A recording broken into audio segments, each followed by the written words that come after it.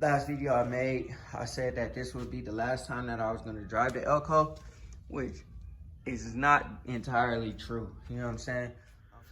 What's good, Grind Schoolers? It's your boy Rob, and we back in the shop today. So today, I'm gonna just chop it with y'all about what's going down with the El Camino. I noticed that I haven't made a video of the El Camino in, you know what I'm saying, about a month, probably a little more than a month. I've been 100% focused on the Impala and getting all the little tedious things done on the Impala because the Impala will be out sooner than later. If you've been watching that car and following that build and all that kind of stuff, that will be out sooner than later. I'm trying to get everything that I can done on the Impala before I jump to the Elko, because it doesn't make sense to tear the whole Elko down and spend all that time, you know, working on the Elko when the Elko is not even going to be out for the summer. I'd rather have a for sure shot at finishing one of the cars so that I could cruise in the summer, man, because you know, when I'm in my you know, either the Elko or the Impala, man, it's just such a different feeling, man. Obviously, most of you guys that follow me got some type of, you know what I'm saying, old school whip or something like that. So you guys definitely know the feeling. But yeah, like I said, I'm gonna just update y'all on where we're at, what's going down with the Elko, and then we'll go from there. So before we jump into the video, hit that like button, hit that subscribe button, hit that bell notification so you get a notification every single time we drop another video. But yeah, let me go ahead and flip this camera around, and then I'll chop it with y'all in a second. All right, y'all. So, I just wanted to update y'all on the Elko and what's going down with it, because I haven't made a video in, like, you know, over a month or whatever on the car. Last video I made, I said that this would be the last time that I was going to drive the Elko, which is not entirely true. You know what I'm saying? I've driven it one other time already. And I also might, well, my dad also wants to drive it before we take the motor out and do all that kind of stuff. So the 350 is going to stay and remain until we get that portion done. But there are some things that I can do that I will get done after the Impala is done, starting with the body bushings. So I went ahead and ordered some of these body bushings or whatever. I was gonna do black, but red just looks so much better, man. It looks so much better, even though you won't see it. But I thought about it. My brakes are red. The body mounts will be red. And then, you know, this thing up here kind of ties everything together because it's red, gold, and black emblem. I think it just gives it a subtle little hint, a little touch of, you know, color outside of the black, gold, and the blue. So that's what I decided to do, man. But anyways, first things first, I'm going to go ahead and attack the body mounts. I'm gonna, you know, once it starts to, you know, get a little bit warmer and stuff like that, I'm gonna get out here with some PB Blaster and start soaking up the bolts on the body, and then I'm gonna start attacking those and getting that stuff done. After I do the body mount stuff, we're gonna go ahead and jump to the rear end. We'll take the existing gas tank out, and the reason why I'm swapping the gas tank out is because the oil filler neck, hold on, let me open this real quick. The oil filler neck is damaged really good. So that's the reason why I want to go ahead and go with a different one or a new one. I mean, that's probably a hell of a petty reason to get a new gas tank. However, you know what I'm saying, like, I want a new gas tank, and I'm gonna get a black gas tank so that it matches underneath, and I don't have to do the work on cleaning it and making it look nice and all that kind of stuff. I'm gonna just get a black one. So that's that. So we're gonna do take the gas tank out after I do the body mounts, because I want to go ahead and get my wire wheel up under there, clean everything up. And so I clean up all the underside of the car up until pretty much the transmission. By the time I start doing the undercoating, I'll be ready probably to pull the motor and transmission out. I'm gonna undercoat the whole entire underside of the car. We'll go ahead and throw the new gas tank in, do the fuel system, run the fuel lines, and do all that kind of good stuff. Like I said, by then, I will have pretty much the stuff for my motor. The engine over there is on hold for now, just because I don't have, for one, my cam bearing still ain't came in. You know what I'm saying? It's been like a month and a half. I'm still waiting on them. And then also too, my dad wants to help me build the motor, and you know, our time hasn't been able to line up like, you know, like it needs to line up. Like I'm mad busy on weekends, and you know, mad busy during the week and stuff like that. So whenever our time lines up and we can go ahead and start, you know what I'm saying, chopping down the motor, getting everything ready to go, we'll be good. But until then, parts will just build up.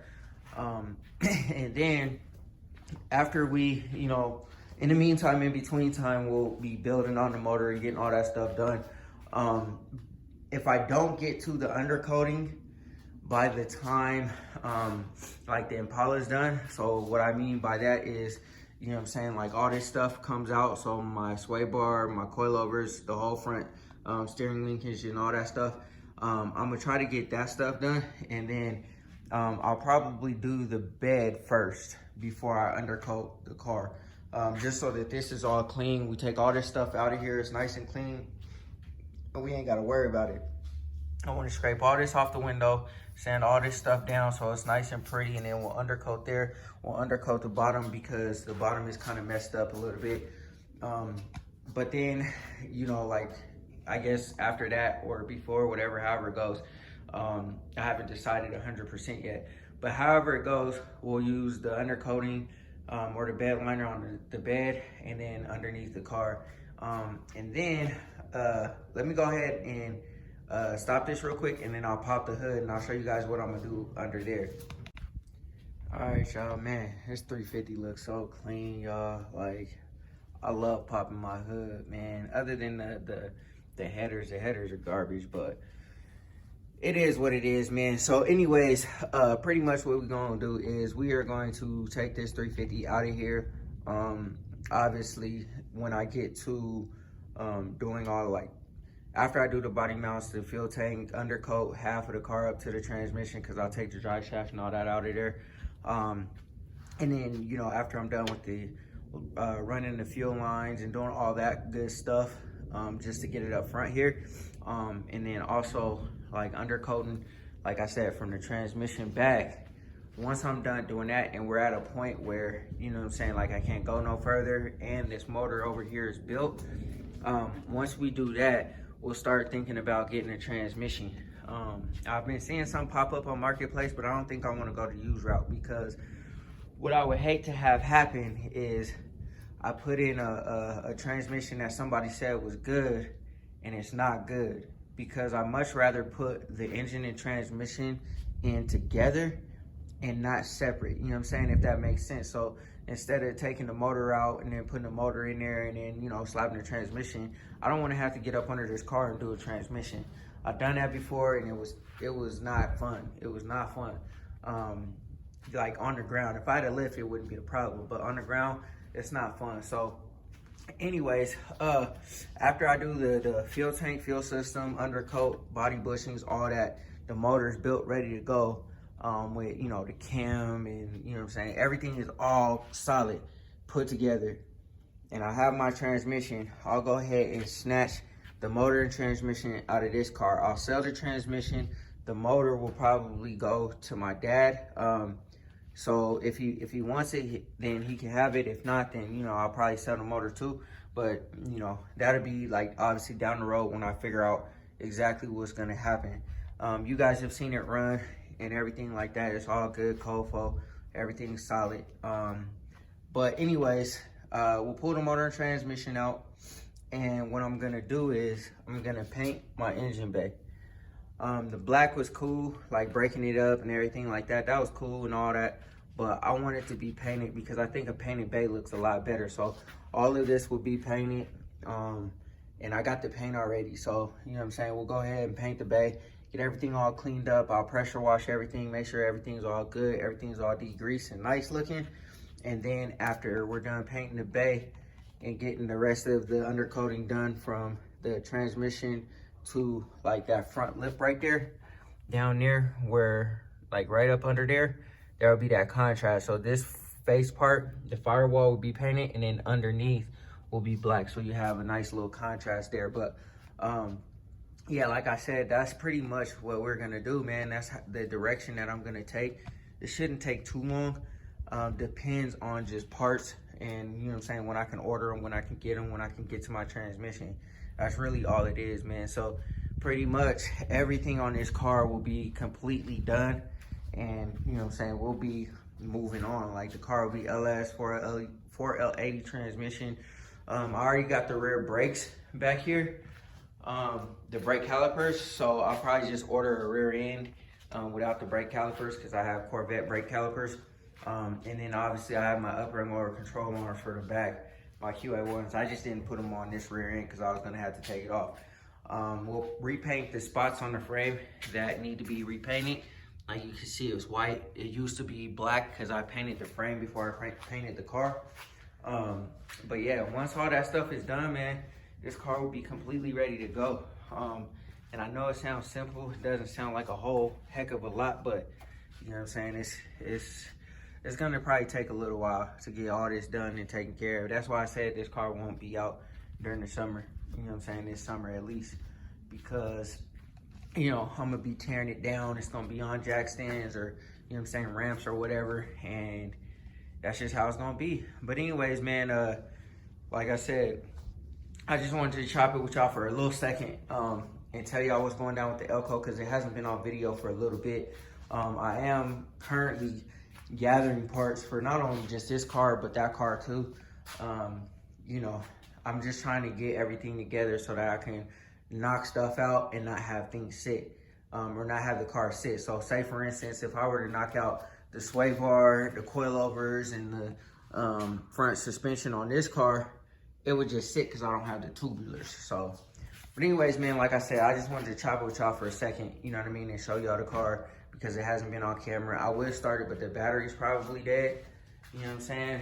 And you know, you can just go look at an old video, or older video. My last video that I posted of this car, it was on, I was driving it, so you know what I'm saying, that's not a big deal. All right, grind schoolers, that's gonna do it for this video, man. I hope y'all enjoyed. Like I said, I wanted to bring y'all the Elko, just because it hasn't been on the camera for a minute, and instead of just, you know, like it just being in the background and stuff like that, I decided to, you know, let y'all know my plans for the car. We are in the works of obviously getting everything together. Oh yeah, I'm also gonna probably cut and buff the car.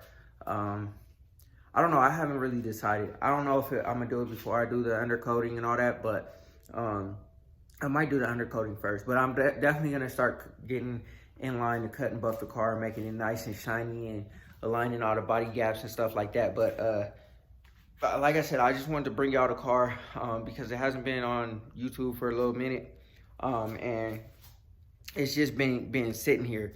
And I'm definitely gonna take my time with the Elko. I'm not gonna rush it or nothing like that, because like I said, I've been trying to get the Impala done, and I'm only one man. I can only do so much.